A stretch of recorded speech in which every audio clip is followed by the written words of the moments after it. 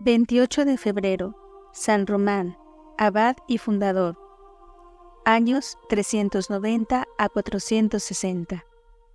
San Román fue destinado por la divina providencia para encender en el extremo oriental de las Galias un nuevo foco de vida monástica y religiosa. Fue el fundador y primer abad de la célebre abadía de Condat, árbol vigoroso y fecundo que durante 13 siglos cubrió con sus ramas y verde follaje esta región que se ha llamado la Tebaida de las Galias. Nació Román a fines del siglo IV, hacia el año 390, de virtuosa y honrada familia, en la provincia secuanesa, limitada por el Jura. Sus padres, en aquella época perturbada por las invasiones de los bárbaros, no tuvieron con qué hacerle instruir en las ciencias humanas, pero procuraron desenvolver las hermosas cualidades de que estaba dotado aquel niño de predilección. La juventud de Román discurrió, como su niñez, en medio de la oración y de la vida familiar, apartado del mundo y de sus placeres y diversiones, que le causaban horror. Sin embargo, dotado como estaba de bondad y afabilidad, se había granjeado la estima y el aprecio de todos, incluso de algunos que no tenían el valor de imitarle. Vocación, cenobita y solitario. Román había oído la voz íntima de la gracia que le incitaba a renunciar a todo y a vivir solo para Dios. Pedía al Señor le iluminara sobre el mejor modo de realizar este designio. En vano sus padres le habían querido obligar a pedir matrimonio. No consintió en ello. Su determinación era cerrada. Quería ser ermitaño para mortificarse más y entregarse a la contemplación. Apenas quedó libre, deshaciéndose de los halagos y cariños de su familia y ofreciendo a Dios este doloroso sacrificio, marchó a Lyon, que entonces se llamaba Lugdunum. ¿Estaba Lyon en el camino del desierto? Sin duda que no, pero Román sabía que antes de entrar en batalla hay que aprender el manejo de las armas. Habiendo oído hablar del venerable abad Sabino, superior del monasterio de Ainay, fue a ponerse humildemente bajo su dirección para que le enseñara el arte sublime y difícil de la perfección cristiana. Tenía a la sazón 35 años. El abad no tuvo más que felicitarse por la adquisición de este nuevo discípulo, que pronto se formó a las prácticas de la vida cenobítica e hizo rápidos progresos en la ciencia de los santos. La lectura de la vida de los padres del yermo constituía sus delicias. El ejemplo de los sacrificios y penitencias de los solitarios, lejos de asustarle, aumentaba por el contrario cada día su deseo de vivir con los Pablos, los Antonios y los Hilariones. Cuando estuvo suficientemente instruido, Román se dirigió a las selvas deshabitadas del Jura. La providencia le deparó como retiro un lugar casi inaccesible llamado Condat, que en lengua céltica significa confluencia. Este desierto, situado en la confluencia de dos riachuelos, el Tacón y el Vine, y encerrado entre 3 montañas, presentaba aspecto agreste de profunda soledad. Román encontró un lugar verdaderamente encantador, donde esperaba evitar fácilmente las miradas y las suspicacias de los hombres. En este lugar fijó, pues, su morada con gusto, albergándose al principio bajo un enorme abeto, cuyo espeso ramaje les recordaba la palmera que servía de tienda a Pablo el ermitaño, en el desierto de Egipto. Como este santo, cuyos ejemplos ansiaba imitar, empezó inmediatamente y con ardor una vida de oración y penitencia. Según las reglas que se había trazado, destinaba un tiempo considerable a la oración. Su conversación estaba en los cielos. Para mantener su fervor, leía asiduamente la vida de los padres del yermo que había llevado de Ainay. Por fin, el gran alimento de su oración era la mortificación extraordinaria. Trataba duramente al cuerpo, reduciéndole a servidumbre con espantosas austeridades. Durante mucho tiempo no se alimentó más que de raíces y frutas silvestres y no tenía otro lecho que la tierra desnuda. Dios solo le basta. Dedicaba una parte del tiempo al trabajo manual, Para ello se proveyó de algunas herramientas, de semillas y hortalizas, y empezó a cultivar una corta extensión de tierra, no para procurarse mejores alimentos, sino para hacer a Dios el sacrificio de sus miembros y de todo su cuerpo en este ejercicio penoso, tan conforme al espíritu monástico. San Lupicino, lluvia de piedras, derrota y victoria. Román había dejado en el mundo a un hermano a quien amaba tiernamente. Llamábase Lupicino, el cual, no habiendo sabido resistir a las solicitaciones apremiantes de sus padres, se había casado. Pero poco después de la partida de Román, perdió sucesivamente a su mujer y a su padre, y consideró esta desgracia como un aviso del cielo. Una voz interior le impulsaba a juntarse con su hermano, que se le apareció en sueños, instándole a hacerse solitario. Sin más vacilaciones fue a echarse a los pies de Román, que le admitió con gozo en su compañía. Los ejemplos del maestro, más aún que sus palabras, eran elocuente enseñanza para el discípulo, cuya naturaleza robusta y enérgica se prestaba admirablemente a la vida austera del desierto. Los dos hermanos rivalizaban en fervor y generosidad, pero llegó la hora de la tentación. Mientras rezaban las oraciones acostumbradas, se vieron agredidos de repente por una verdadera lluvia de piedras, sin poder descubrir la mano que las lanzaba. Continuaron el rezo y los cánticos, y las piedras siguieron cayendo con más fuerza. Volvieron a sus plegarias y volvieron los asaltos y acometidas. Cada vez que se arrodillaban, eran heridos cruelmente por aquel enemigo invisible que los dejó maltrechos y cubiertos de heridas. Este hecho, al parecer tan extraño, se produce a veces por causas naturales. ¿Era este el caso o había en ello intervención del enemigo de las almas? No sabríamos decirlo. Lo cierto es que la misma escena se repitió varios días. Román y Lupicino, acobardados, se dijeron mutuamente: ¿acaso Dios quiere que vayamos a otra parte, y por esto permite que el enemigo nos atormente? Partieron pues en busca de morada más apacible. En el camino se detuvieron una tarde en el umbral de la casa de una pobre mujer, que les ofreció hospedaje, creyendo que eran peregrinos ordinarios, rendidos por el cansancio de un largo viaje. ¿Quién sois?, les dijo. ¿De dónde venís? ¿Qué os trae por estas tierras? Los dos hermanos refirieron con toda humildad lo que les había acontecido, sus miedos y el porqué de su huida. ¿Cómo?, exclamó aquella mujer. ¿Es esto un motivo justo para abandonar el servicio de Dios? ¿Tendré que enseñar yo, flaca mujer, que lo que habíais de hacer era perseverar en la oración? Si no hubiera cedido tan pronto, habríais triunfado. Estas palabras los llenaron de humillación. Avergonzados de su cobardía, volvieron a emprender inmediatamente el camino de Condat.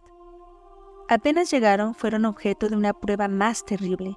Cayó sobre sus cabezas nueva lluvia de piedras y se vieron con los rostros inundados de sangre. Pero esta vez se mantuvieron firmes. Acudieron a la señal de la cruz repetidas veces, en medio de una oración ferviente y llena de confianza. Aún tuvieron que resistir más de un combate de este género, acudiendo también a las mismas armas. Pronto bendijo Dios su paciencia y energía y los libró de prueba tan terrible. El desierto florece, humildad y mansedumbre de San Román. La santidad es perfume que no puede menos de trascender a lo lejos y cuya suavidad atrae misteriosamente a los que aspiran a ser preservados de la corrupción del siglo.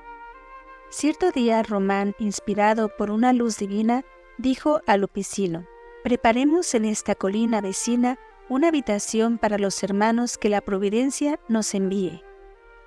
Al día siguiente llegaban dos jóvenes eclesiásticos de Borgoña, suplicando a los piadosos solitarios que los guiasen por las sendas de la salvación y perfección. El camino del desierto estaba abierto. Pronto fue conocido y seguido por otros discípulos a quienes Román acogió con la mayor caridad. Su número creció tanto que los dos hermanos resolvieron edificar un monasterio regular. Nivelaron el terreno, talaron los bosques del contorno y el humilde eremitorio se transformó en un gran convento. Tal es el origen de la abadía de Condat, llamada a gozar pronto de tanta celebridad. Dios había santificado estos lugares. De todas partes acudían a ellos para ver y oír a aquellos hombres extraordinarios. No dudando de su poder, les llevaban enfermos y paralíticos, a los cuales curaban o restituían el uso de sus miembros. Les presentaban posesos y ellos los libraban del demonio con la señal de la cruz. Los que habían recuperado la salud no querían separarse de sus bienhechores. Otros, que habían sido convertidos por sus instrucciones, pedían para quedarse junto a ellos y hacer penitencia. Por último, el espectáculo de aquellos prodigios y de tan sublimes virtudes decidía a muchos a no regresar al mundo y a permanecer en Condat para hacerse santos. La afluencia de novicios fue tan numerosa que Román se vio precisado a construir otro monasterio, una legua más allá, y más tarde un tercero aún más amplio. Aquellas maravillas henchían de gozo el corazón de Román, pero le conservaban en la más profunda humildad, porque refería toda la gloria solo a Dios. Una de las pruebas que dio de su humildad fue rehusar el título de abad, que confirió a su hermano. La dirección de los monasterios era común a los dos hermanos. La regla que en ellos establecieron estaba sacada de las observancias de la abadía de Lerins, fundada hacia el 410, y de las instituciones de San Juan Casiano, quien habiendo sido monje en Oriente, había fundado hacia el 413 la abadía de San Víctor en Marsella. Introdujeron en ella algunos usos de los monjes de Oriente, de la regla de San Basilio y de la de San Pacomio, acomodándolos al clima del Jura y al temperamento de los galos. Los monjes de Condat cultivaban la tierra. Les estaba vedado el uso de la carne, pero podían comer huevos y lacticinios. Esta regla fue observada en toda su pureza y exactitud, gracias a la vigilancia de los santos fundadores. Visitaban con frecuencia y por turno los monasterios, manteniendo en ellos el fervor por medio de sus instrucciones y consejos, y sobre todo con el ejemplo. Román brillaba por el esplendor de su mansedumbre y caridad. Al verle en medio de sus hijos, hubiérase creído ver al discípulo amado diciendo: «Hijitos míos, amaos unos a otros». Uno de los religiosos más antiguos de Condat le echó en cara un día, con aspereza, la excesiva facilidad con que recibía a los que se presentaban solicitando ser monjes. «Pronto», añadió, «no tendremos puesto para acostarnos». «Acojamos, hijo mío», respondió el santo fundador, «a todas esas ovejas que nos envía el divino pastor. No nos neguemos a defenderlas contra el enemigo que procura su pérdida con encarnizamiento. Antes bien, conduzcámoslas con nuestro celo a la puerta del paraíso». Román solo era duro consigo mismo, conservándose siempre en una perfecta igualdad de ánimo.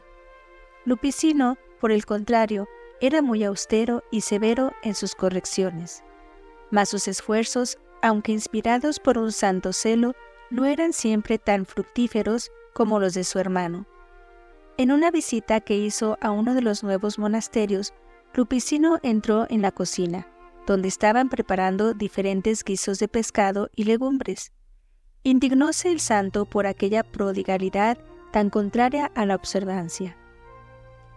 «¿Es esta», exclamó, «la templanza que conviene a unos monjes? ¿Es posible que pierdan en semejantes fruslerías un tiempo que deberían dedicar al oficio y al culto divino?» Y tomando una gran caldera, echó en ella juntamente aquellos diversos alimentos, y así mezclados los hizo hervir, imponiendo a los religiosos como penitencia el comer aquel manjar extraño y de aspecto repugnante. 12 se negaron a ello murmurando, y como el superior persistiera en su mandato, tomaron la resolución de dejar el monasterio. Cuando Román supo, por revelación, lo ocurrido, sintió gran pesar, y tan pronto como Lupicino regresó, le reprochó su excesivo rigor. «¿Cómo, hermano mío, le dijo, ¿por un guisado has sacrificado el alma de esos 12 hijos? ¿Qué va a hacer de ellos en medio de las vanidades y placeres del mundo?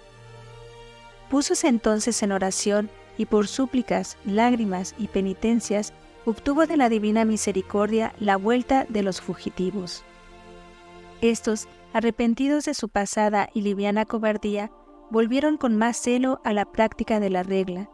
Llegaron a ser excelentes religiosos, dando a sus hermanos los ejemplos más edificantes. Cerca de Ginebra, los leprosos curados. Pero veamos hasta dónde puede llegar el heroísmo de la caridad fraterna. Román fue a visitar un nuevo monasterio fundado cerca de Ginebra, tal vez la abadía de Romain, Moutier, a la otra parte del Jura, cerca del lago Léman. Salió tarde y le sorprendió la noche en los alrededores de la ciudad.